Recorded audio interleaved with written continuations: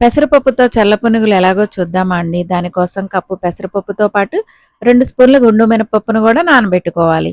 ఇలా నానిన పెసరపప్పుని గ్రైండర్లో వేసి రుబ్బుకోవాలి. పెసరపప్పుని గ్రైండర్లో రుబ్బితేనే పునుగులు మెత్తగా వస్తాయండి. మిక్సీలో వేయకూడదనమాట. గ్రైండర్లోనే రుబ్బుకోవాలి. మజ్జిగని తాలింపు కోసం అల్లం ముక్క, పచ్చిమిరపకాయలు కచ్చాపచ్చాగా దంచుకొని పక్కన పెట్టుకోవాలి.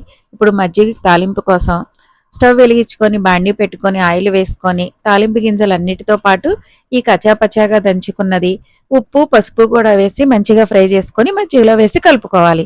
తర్వాత మళ్ళీ స్టవ్ వెలిగించుకొని బాండీ పెట్టుకొని ఆయిల్ వేసుకొని ఆయిల్ బాగా కాగాక పెసర పునుగులు వేసుకోవాలి. ఇవి మంచి కలర్ వచ్చే వరకు ఫ్రై చేసుకొని కలర్ వచ్చాక డైరెక్ట్గా వీటిని తాలింపు వేసిన మజ్జిగలో వేసి కలుపుకోవాలి. అంతే అండి, పెసర పునుగులు రెడీ అవుతాయి. ఇక్కడ పెసర పునుగులు ఫ్రై అయ్యాక డైరెక్ట్గా మజ్జిగలోనే వేయాలండి. అప్పుడే పునుగులు మజ్జిగని మంచిగా పీల్చుకుంటాయి అన్నమాట.